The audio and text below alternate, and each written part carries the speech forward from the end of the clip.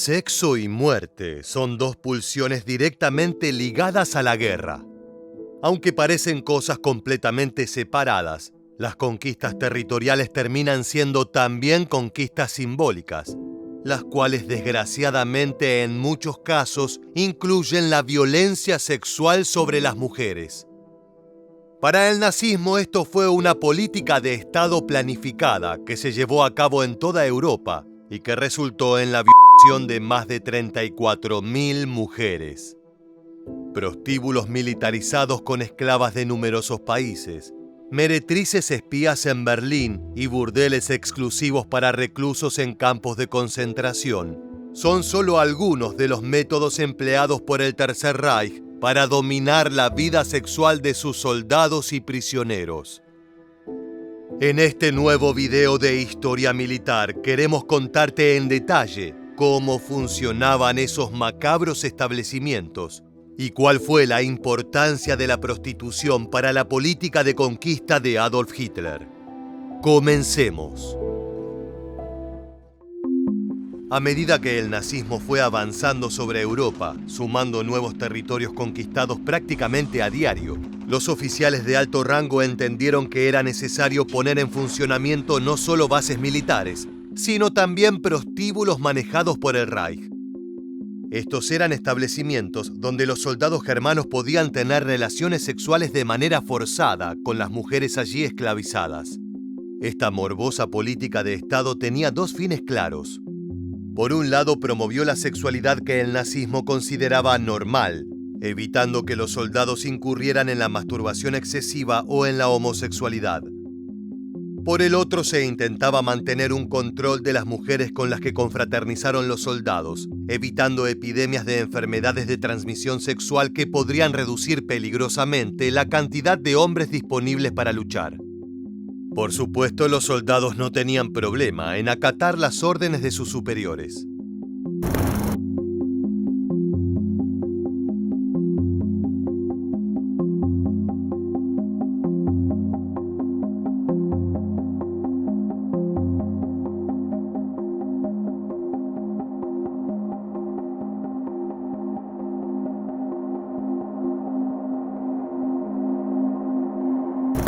Por lo general, los burdeles militares operaban en antiguas casonas, edificios o incluso en prostíbulos que pasaron a ser manejados por los oficiales de las SS. Se aprovechaba la estructura para transportar allí mujeres de la región o incluso muchachas de países lejanos, que eran instaladas como prisioneras en esos lugares. Uno de los ejemplos más increíbles se dio en la ciudad francesa de Brest, donde los oficiales de las SS instalaron un prostíbulo en una sinagoga. Una humillación tanto para las mujeres francesas como para el judaísmo. Bajo la estrella de David se leían los horarios en que los soldados de Hitler podían concurrir a consumir los servicios del lugar. Vale aclarar que cuando hablamos de servicios, en realidad nos referimos lisa y llanamente a violaciones sistemáticas por parte de las tropas alemanas. Las muchachas que vivían en esos prostíbulos militares no lo hacían de forma voluntaria. La enorme mayoría eran víctimas de raptos o secuestros masivos en poblados pequeños. Los oficiales llegaban, elegían a las muchachas más atractivas, principalmente aquellas que cumplían con los estándares arios de belleza, y las tomaban prisioneras. En la vida cotidiana de un joven nazi, el sexo con mujeres de raza eslava se encontraba totalmente prohibido, ya que se las consideraba una casta inferior. Sin embargo, dentro de los prostíbulos se permitía ese tipo de relaciones. Lo único que escapaba a la tolerancia de las SS eran las mujeres judías y gitanas, las cuales eran excluidas y llevadas a campos de concentración. Más adelante te contaremos cuál era el horroroso rol que muchas allí cumplían. Estos crímenes de guerra no fueron un secreto. Durante la contienda, varios estados invadidos de Europa emitieron denuncias oficiales sobre los raptos masivos de mujeres. El gobierno polaco en el exilio hizo lo propio el 3 de mayo de 1941. Afirmando que las SS realizaba redadas para llevarse a jóvenes polacas para sus oscuros prostíbulos militarizados. Lo increíble es que en los papeles el nazismo consideraba la prostitución como una enfermedad social que degeneraba las mentes de los jóvenes, pero parece que esa regla moral no aplicaba en tiempos de guerra. Ni los oficiales del Tercer Reich se mantenían al margen de esta práctica.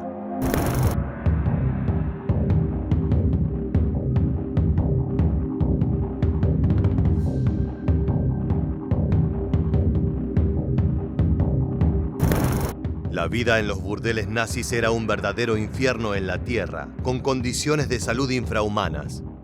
En los viejos edificios destruidos vivían varias muchachas que dormían y recibían a sus violadores en la misma cama. No había cambios de ropa ni comidas nutritivas, solo las condiciones básicas para que las esclavas resultaran lo suficientemente atractivas para las tropas germanas. Un problema frecuente era el de las enfermedades sexuales, entre las que se encontraba la sífilis y la gonorrea. Si una muchacha era diagnosticada con estas afecciones, era tratada de forma muy rudimentaria y desinteresada. Siempre habría una prisionera para reemplazarla. Si la joven no mejoraba pronto, su destino era la ronda de fusilamiento y una tumba sin nombre. Como te adelantamos, el manejo militar de los prostíbulos buscaba también apaciguar las epidemias de dichas enfermedades, las cuales podían dejar fuera de combate a un soldado durante mucho tiempo. Fue justamente por eso que la espía británica Virginia Holt organizó una serie de burdeles clandestinos donde las mujeres contagiaron de forma consciente a los soldados, aunque eso es tema para otro video. Como verás, el sexo y la prostitución son una parte fundamental dentro de la guerra.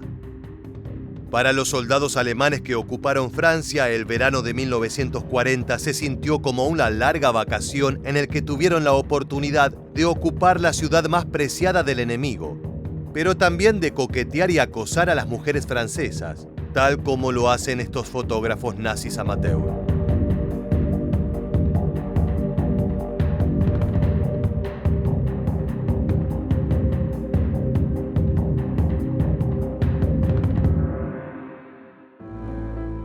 El país galo fue uno de los principales epicentros de la prostitución europea.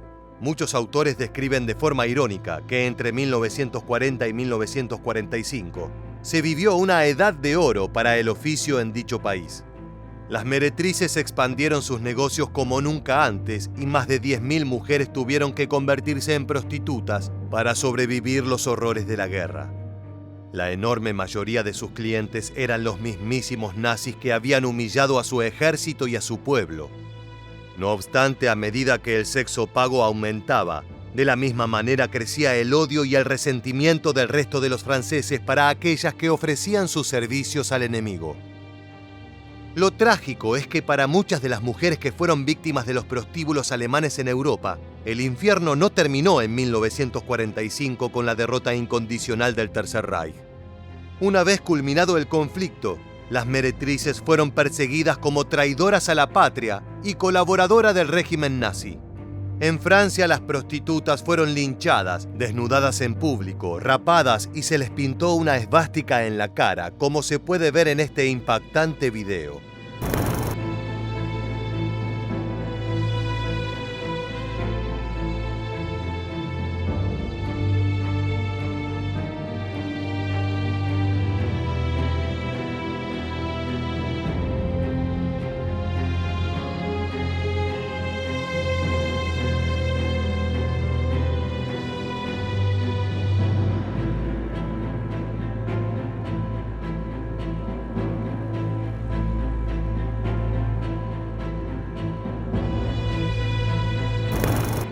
Como la marca de Caín, estaban obligadas a marchar con la señal de que se habían acostado con oficiales de las SS. Otras fueron rapadas, por lo que pasaron a la historia como femmes tendues o mujeres afeitadas. En estos casos fueron víctimas de la violencia durante y después de la Segunda Guerra Mundial. Si bien los campos de concentración eran un mundo aparte de la realidad, con sus propias reglas y horrores, lo cierto es que dentro de esas instalaciones funcionaban varias instituciones del mundo exterior, y los prostíbulos no eran la excepción. Tal vez pienses que esos espacios estaban reservados solo para los guardias y oficiales que vigilaban los campos, pero también había mujeres destinadas a los presos de mayor importancia, aquellos que colaboraban con el nazismo o que organizaban la fuerza laboral de sus compañeros de penuria. Las mujeres que trabajaban en esas instalaciones no lo hacían de forma voluntaria, sino que eran obligadas y amenazadas. Uno de los primeros burdeles de campos de concentración, o Lagerbordel, fue instalado en el campo de Mauthausen en 1942 para incentivar la productividad de los prisioneros. En junio de 1943 se instaló uno en Auschwitz y al siguiente mes otro en Buchenwald. Esa política tomó inspiración de los gulags soviéticos, donde la cantidad de trabajo determinaba la ración de comida que recibía un prisionero. Aquellos que trabajaban de forma adecuada y colaboraban con los oficiales de las SS tenían permiso para acudir allí. Este servicio fue principalmente utilizado por los capos, prisioneros de cierto estatus dentro del campo, con una vida un tanto menos dura y más acceso a recursos como comida e higiene. El resto de los prisioneros no tenían la energía necesaria para acudir a estos establecimientos. Los encuentros sexuales en estos prostíbulos eran totalmente supervisados y planificados. De acuerdo con los investigadores, solo se permitía la llamada posición misionero y el acto debía durar como máximo 15 minutos, ni un minuto más. El horror generalmente acontecía por la noche, entre las 20 y las 22 horas, aunque los domingos el turno era muchísimo más largo, por lo que era la jornada más excruciante y dolorosa para las prisioneras. Debían soportar horas eternas, recibiendo a violador tras violador en sus aposentos. La existencia de los Lagerbordel dio origen a una nueva forma de comercio dentro de los campos de concentración: el intercambio de cupones que podían ser cambiados por encuentros sexuales. El negocio era monopolizado por los criminales comunes, aquellos que antes de ser apresados ya se dedicaban a romper la ley. Se usaba un sistema de triángulos verdes que podían canjearse por 15 minutos de sexo. También existe evidencia de que en algunos casos las mujeres apresadas tenían un tatuaje en sus pechos con la inscripción Feldhure, o puta del campo, una humillante manera de identificarlas y separarlas del resto de la población carcelaria. Como ya dijimos, las mujeres de los burdeles intracarcelarios eran forzadas a realizar esta labor y provenían de diversos campos de concentración distribuidos en Europa. Por ejemplo, uno de los más frecuentes era el campo enteramente femenino de Ravensbrück, en el cual se seleccionaba a las jóvenes más atractivas y en lo posible sin ascendencia judía. Los oficiales de las SS idearon un método perverso que alineaba a las prostitutas, brindándoles beneficios mínimos como raciones apenas superiores o la posibilidad de higienizarse. Esto generaba envidia y resentimiento en el resto de la población femenina de los campos, rompiendo así cualquier posibilidad de colaboración entre las mujeres apresadas.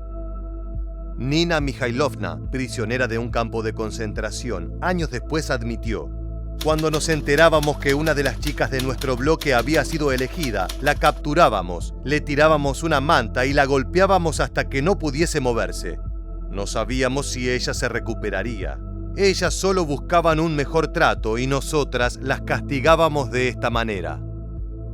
Se estima que en total unas 200 mujeres trabajaron en estos prostíbulos bajo la promesa de ser liberadas a los 6 meses, algo que jamás sucedió.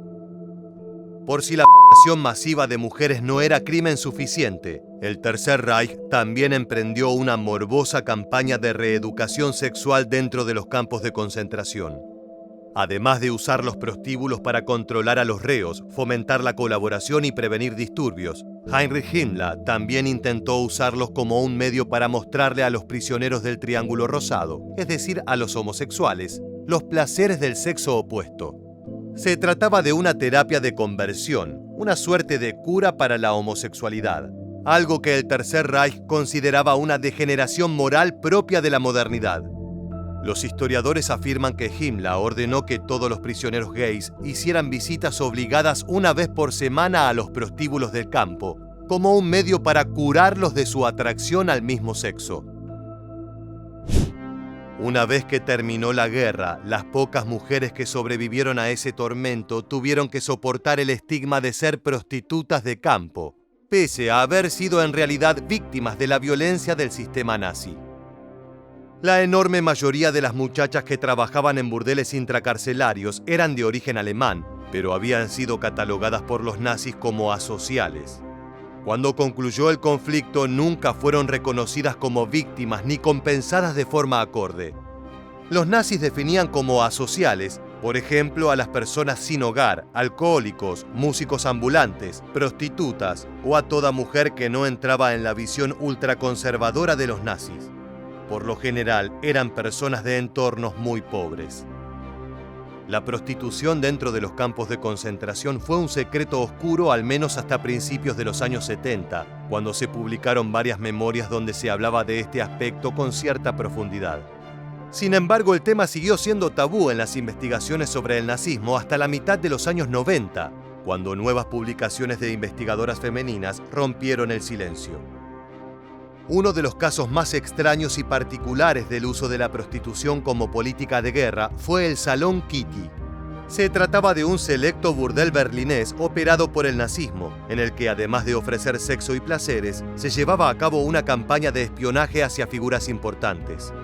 El lugar funcionaba en el número 11 de la calle Giesebrechtstraße, donde se erige un edificio con bajos comerciales que albergan una tienda de audífonos y otra de decoración de interiores. Sin embargo, entre 1930 y 1942 funcionó allí el que fue conocido como el mayor prostíbulo del Tercer Reich.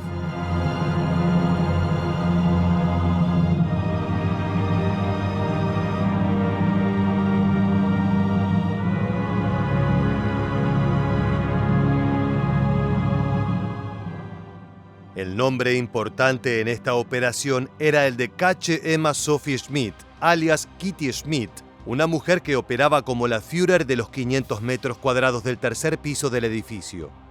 Allí trabajaban prostitutas llegadas desde toda Europa, principalmente de países como Polonia o Checoslovaquia. Kitty era una profesora de música de unos 40 años que había vivido en diversas partes del mundo y había aprendido los secretos de la noche, encontrando en los burdeles un negocio seguro y con demanda perpetua. En los papeles, los nazis estaban en contra de este tipo de establecimientos que durante los años 20 proliferaron en todo Berlín. Ten en cuenta que previo al nazismo se estima que 125.000 mujeres y 35.000 hombres se dedicaban a los servicios sexuales. La diferencia es que el Salón Kitty tenía el propósito de ser un lugar de encuentro para diplomáticos extranjeros asentados en Berlín o de paso por la capital, aunque también frecuentaban el lugar militares y potenciales enemigos internos del régimen de Adolf Hitler. Las habitaciones del burdel eran el lugar ideal para conocer los secretos de los hombres más importantes de la ciudad. En la intimidad del vestíbulo del salón, donde reposaba un piano de cola, candelabros de cristal y gruesas alfombras, era previsible que se hicieran confidencias que podrían ser utilizadas por los dirigentes nazis para castigar a disidentes o adelantarse a decisiones de países amigos. Para ello se instaló un dispositivo de escucha con micrófonos. Lo hablado en las habitaciones del tercer piso llegaba hasta el sótano, donde una red de cables transportaba el sonido para grabarlo en grandes discos.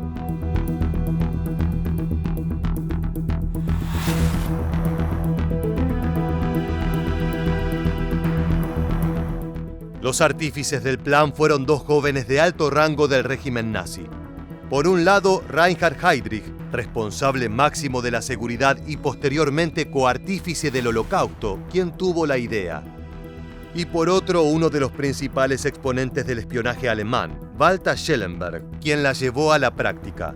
O al menos esta fue la versión oficial durante décadas, ya que con el tiempo se ha puesto en disputa cómo funcionaba realmente el Salón Kitty.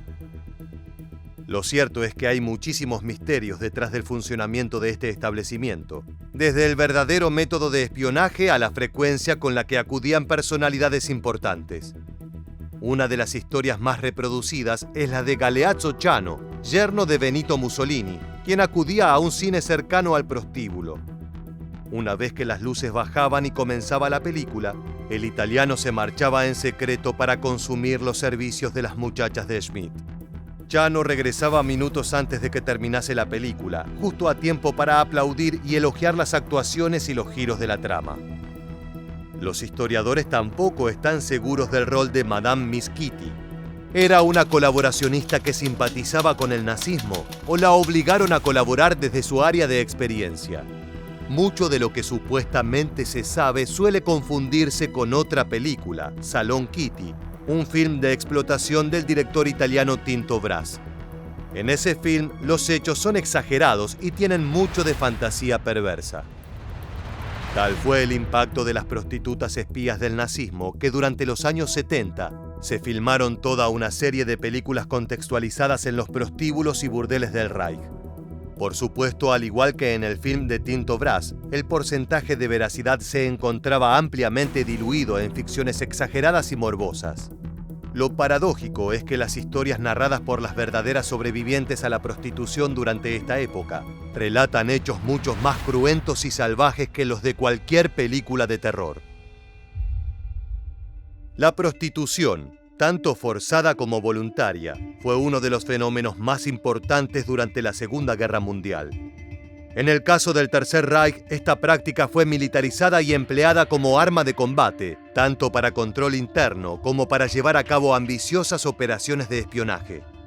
El uso como herramienta de algo que la ideología nazi consideraba como amoral y degenerado es solo una muestra más de la inconsistencia narrativa dentro de las creencias del nacionalsocialismo.